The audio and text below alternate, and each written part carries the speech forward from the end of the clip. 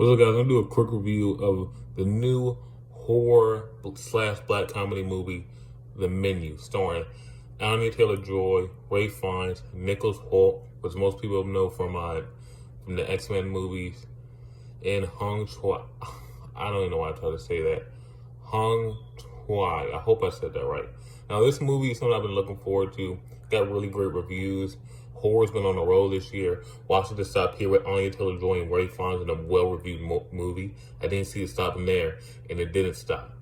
Anya Taylor-Joy, she's one of the best actresses in the world. I know I said in my last video I consider Florence Pugh the best actress in the world, but she's a close second. So, well, she's top five. I know she's a close second, but she's definitely top five.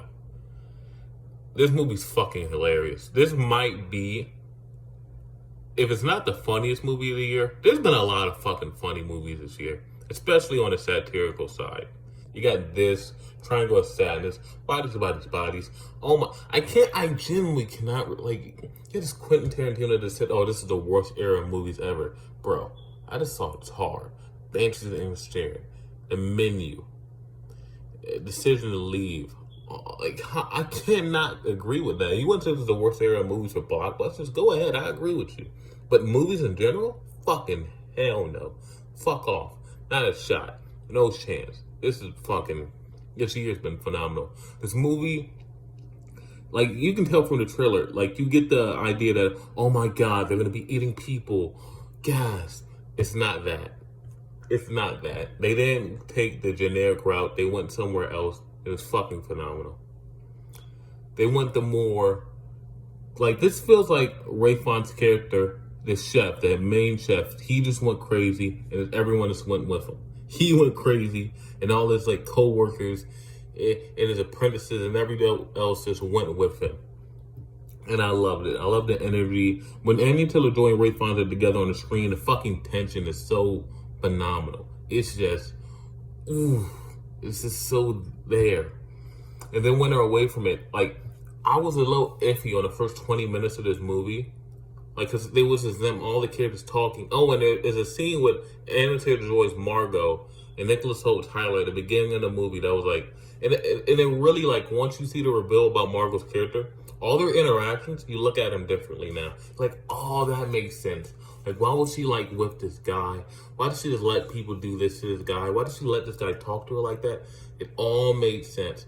And she did fight back a couple times, but it's still, like, not enough for, like, it wasn't enough for you to still, like, they would squint your eye at it. Like, you still squinted your eye at the way Margot acted towards Tyler. The character of Tyler, Nicholas Hoult, is like, he's down for all this craziness going around his character. And the way his character reacted was fucking phenomenal. It was A1. And then to see his fate as his character, that was A1 too. I got so many nice things to say about this movie. Because like I'm saying, those first 20 minutes where it seems like the characters are just talking about nothing, and they're all just sitting around talking about their bullshit. A comment Ray Fiennes' character makes towards the end of the movie where he says, throughout this whole night, you have never really tried to escape. And then, the very next scene, someone comes to help them. And you know what they fucking do? They do the same thing Ray Fiennes just fucking criticized them for. They do nothing. They do nothing. I fucking loved it. I feel like they were trying to say something about that too. Instead of, when the guy in the movie comes to help them, instead of, getting up and getting some knives and trying to fucking help the guy, putting knives to the people's throats, they sit there and they expect one guy with one gun to save them all. For something they just got criticized for before this happens. It was fucking, oh my God. I don't know if he did that on purpose, but I fucking thought it was beautiful. Or maybe he didn't do it on purpose, but it just, it just happened to happen. So, this is an 8 out of 10 movie for me.